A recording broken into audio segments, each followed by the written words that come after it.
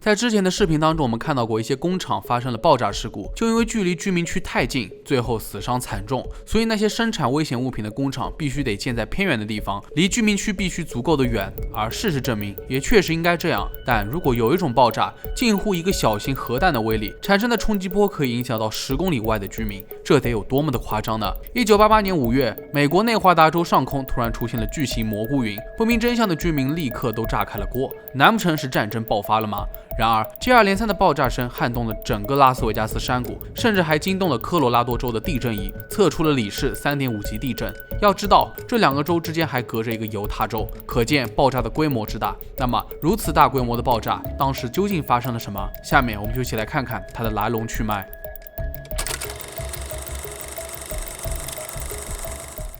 Pepcom 全名为内华达州太平洋工程与生产公司，位于内华达州亨德森市，距离拉斯维加斯只有16公里，是美国仅有的2家高氯酸铵生产商。高氯酸铵又是一种用于固体燃料火箭推进器的强氧化剂，它能够加速火箭燃料的燃烧，是生产航天飞机、军用武器的重要组成部分。在上世纪60年代，随着美国探索太空的热情不断高涨，又加上处于冷战的动荡局势，美国对于固体燃料的需求也逐渐提高。然而，1986年1月，由于挑战者号航天飞机的失事，促使美国宇航局暂停了飞天计划，并指示把多余的材料暂时储存在供应商那里。而与此同时 ，Pepcom 工厂并没有得到暗示，当地政府还在继续和工厂签单，于是他们就继续生产高氯酸铵，为今后的供应做准备。所以在灾难发生之前 ，Pepcom 工厂储存了至少4500吨高氯酸铵，而且除了高氯酸铵，该工厂还生产其他高氯酸盐化学品，就比如高氯酸钠。因此，工厂里面到处都是装燃料的容器。此外，工厂下方还有一条41厘米的高压天然气输送管道，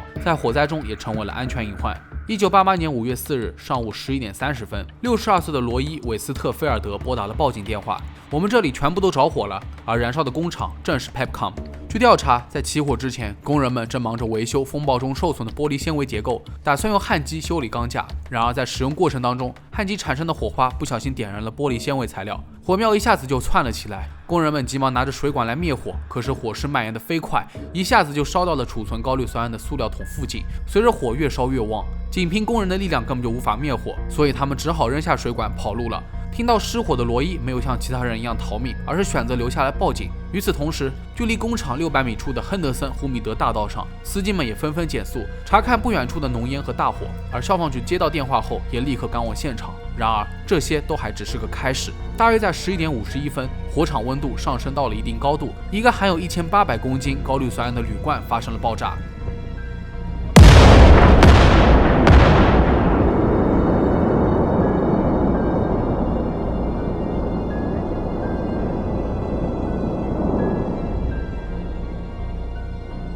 爆炸产生的冲击波撼动了附近的车辆，居民家的窗户全部都被震碎。要知道，如此大规模的破坏，工厂下方的高压天然气管道迟早会破裂，到时候还会给大火输送燃料，后果不堪设想。考虑到这一点，许多居民都落荒而逃。然而，这一推测是正确的。随着火势继续蔓延，发生了多次小型爆炸。Pepcom 就像是一颗即将被引爆的核弹，在憋着大招。距离第一次爆炸过后4分钟，又迎来了第2次爆炸，这几乎要毁掉整个 Pepcom。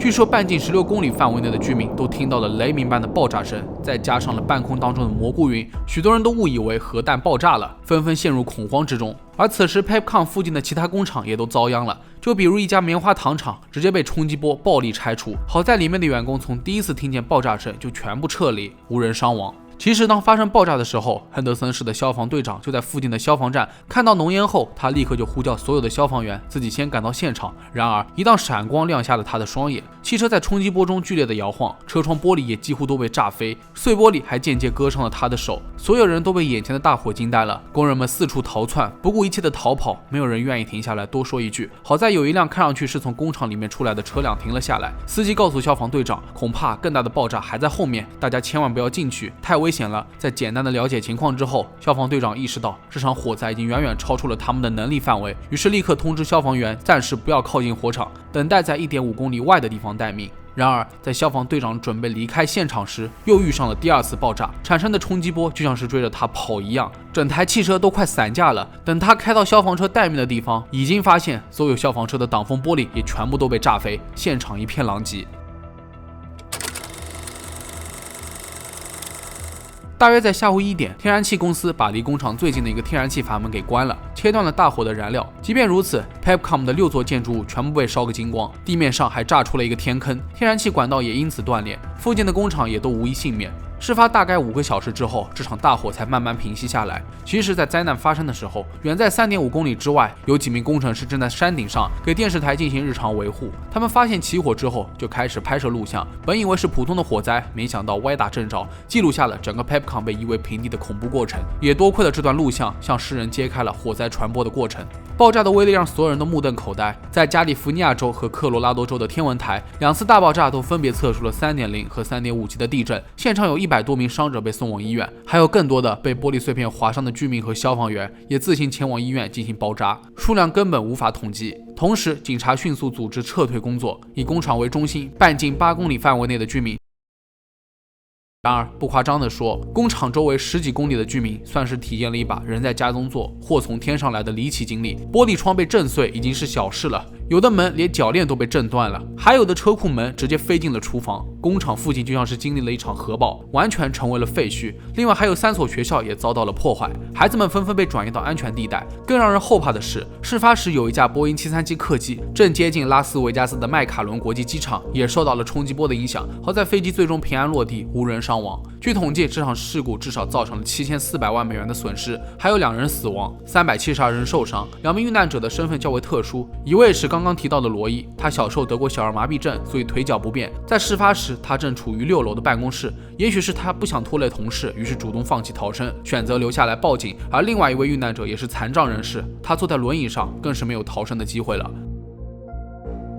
帕特罗斯是幸存者之一，也是爆炸当中受伤最严重的人。其实说来也奇怪，他不是 Pepcom 的员工，只是一个倒霉的路人。据了解，在事发时，帕特正和朋友开车经过亨德森米德湖大道，突然他们发现附近工厂上空盘旋着大量的烟雾。在好奇心的驱使下，他们选择停下车，在距离工厂600米的地方观看大火。接下来发生的一切，帕特甚至都有些记不清了。根据朋友的回忆，他们停车后还没有看多久，就发生了爆炸。没等反应过来，一块巨大的石头就砸向了他们的挡风玻璃和车顶，帕特的头骨几乎要被砸穿，还好他被紧急送往医院抢救了过来。而醒后的帕特唯一记得的就是自己要下车看火灾，后续的所有事情都不记得了。原先帕特是个热爱户外活动、爱冒险的人，而这场爆炸彻底改变了他的人生轨迹。他的头骨左侧留下了一个大洞，身体的右侧也无法恢复到正常的活动水平，影响了他的一生。30年后，帕特去世，他把全部的财产都捐赠给了慈善机构，希望自己当年幸存的勇气能够传递下去，帮助更多的人。